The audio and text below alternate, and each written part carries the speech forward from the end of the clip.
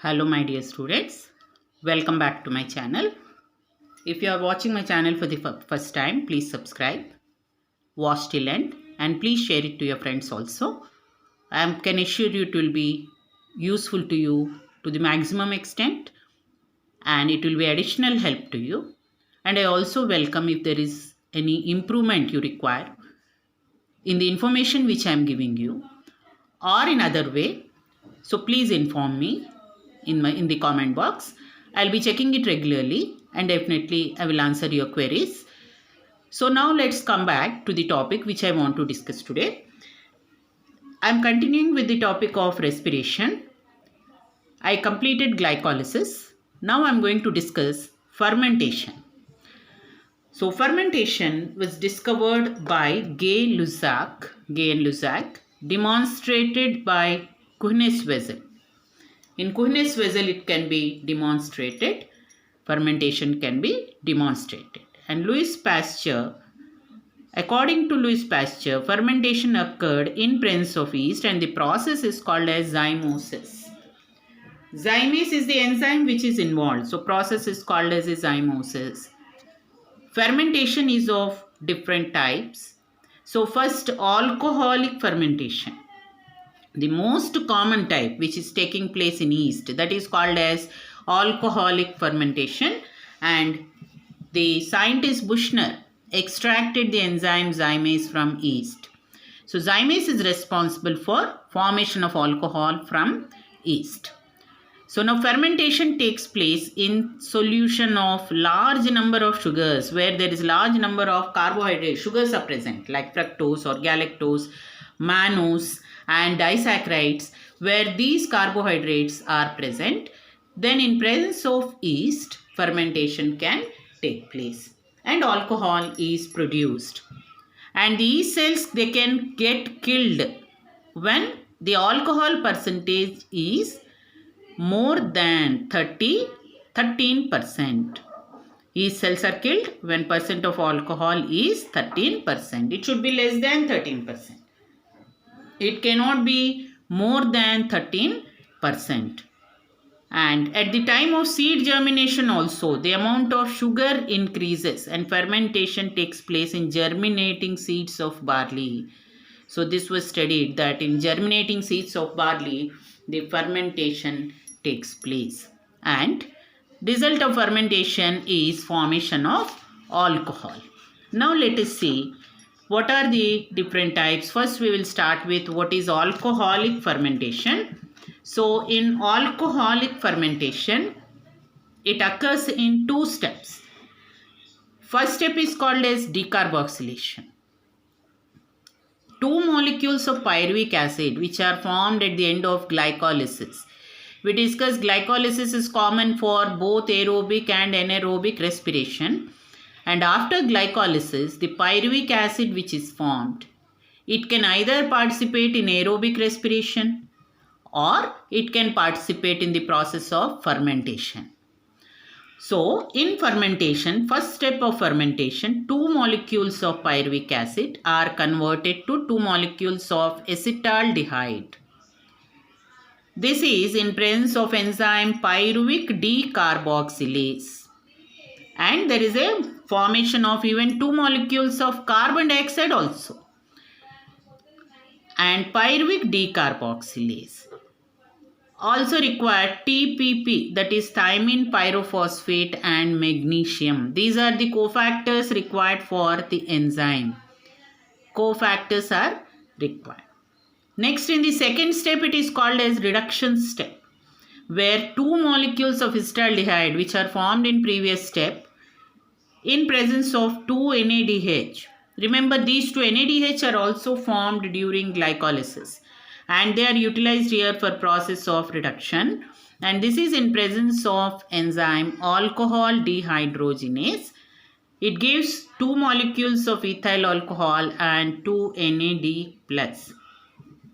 Now the overall reaction of fermentation, if we take C6H12O6, that is glucose, in presence of zymase, it forms two molecules of ethyl alcohol, two molecules of carbon dioxide and 56 kilocalories. This is about alcohol fermentation. Now next let us see the second type, that is called lactic acid fermentation.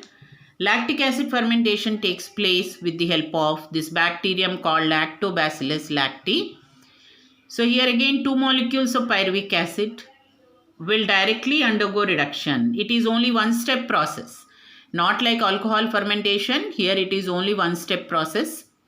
So directly it is a reduction process.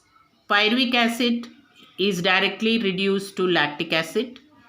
In presence of enzyme lactic acid dehydrogenase, and FMN and zinc are required as cofactors. Here no carbon dioxide is evolved. There is no carbon dioxide evolved.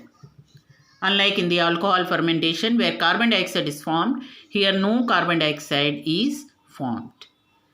And it is only a one-step process, that is reduction process. Now the third type is called acetic acid fermentation. So in acetic acid fermentation, this pyruvic acid first forms acetaldehyde in presence of enzyme pyruvic decarboxylase. That means it's a decarboxylation reaction, and there is a liberation of carbon dioxide also. So this is a decarboxylation reaction. First reaction here is called as a decarboxylation reaction. And second step, acetaldehyde is converted to acetic acid. This is an oxidation reaction where there is removal of proton. This takes place in presence of water. It takes place in presence of water. So this is the enzyme is oxidase enzyme. Since it is involved in oxidation process or dehydrogenase. So acetic acid dehydrogenase. This can be called as acetic acid dehydrogenase enzyme. So this is taking place in two steps, conversion of pyruvic acid to acetic acid. So pyruvic acid can be converted into alcohol, or it can be converted into lactic acid, or it can be converted into acetic acid during the process of fermentation. Similarly, there are many other also, like butyric acid formation. Acetic acid formation takes place also with the help of the bacterium. The name of the bacterium is Acetobacter. Name of the bacterium is Acetobacter aceti. This helps in formation of acetic acid. So these are the different types of fermentation process. Here very important is to remember the examples and what are the types of reactions taking place. Now let us see few other points with respect to fermentation. If both lactic acid and alcohol fermentation, not much energy is released. There is no release of much energy in case of these types of fermentation. That is lactic acid fermentation and also alcohol fermentation. Less than only 7% of energy present in glucose is released, because the total ATP formed is, we can give only 2 ATP are formed. The form in terms of ATP, we can give only 2 ATP are formed, which are formed during glycolysis. These 2 ATP are formed during glycolysis. So no energy is released. So only 7%, less than 7% of total energy of glucose is released here. So this we will see when we do balance sheet of respiration when we do. So then we can come back to this point, that is how much of total energy present in glucose, how much is released in fermentation, and then how much is released in aerobic respiration. All that we will do towards the end in the balance sheet of aerobic respiration. But for here what you have to remember is the fermentation process, it yields less than 7% of total energy present in glucose, and ATP yield is only 2 ATP. Now there are some questions asked in the textbook, in the NCERT textbook. What then would be the maximum concentration of alcohol in beverages that are naturally fermented? So when they are naturally formed, the alcohol content should be only less than 13%. Less than 13% only. Second question asked is, how do you think alcohol beverages the alcohol content can be greater than the concentration. So that means how can we increase the concentration of alcohol in case of these beverages? So that is done by distillation process. By distillation process, alcohol content or concentration can be increased. Now, next other point, other study by Louis Pasteur. So Louis Pasteur discovered that oxygen has an inhibitory effect on the rate of glycolysis or fermentation. So this is called as a Pasteur effect. Oxygen has inhibitory effect on glycolysis or fermentation. That is it can reduce the process, and this is called as a Pasteur effect. Rate of respiration can be measured by an instrument called Ganong's respirometer. Every lecture I am giving you some names of the experiment and the instrument used, apparatus used. So make a note of them separately. In the end of any one of the lectures, of the end of the physiology topic mainly, I am going to give the list in one place. What are the experiments and what is the instrument used? Now, the energy released during oxidation process of CC bonds. So if it is a carbohydrate, there is a CC bond. This CC bond is called as glycosidic bond. The bond present between two carbon atoms, this is called as a glycosidic bond. It is called glycosidic bond. And this is broken during oxidation process in respiratory substrate. And the energy which is released, it is partly stored in the form of ATP and major amount is lost in the form of heat. When it is lost in the form of heat, it is normally not utilized. So it is not utilized, and especially in case of oxidation of these, partly stored as ATP. This is true with case of both aerobic as well as anaerobic respiration. But how much of ATP formed differs between aerobic and anaerobic respiration. Now I will give you the pathway, how we can represent the anaerobic respiration. This is straight from the textbook. So glucose, which is the main substrate, it is first converted into G3P. This is all steps taking place during glycolysis. And finally, from PEP, finally pyruvic acid is formed.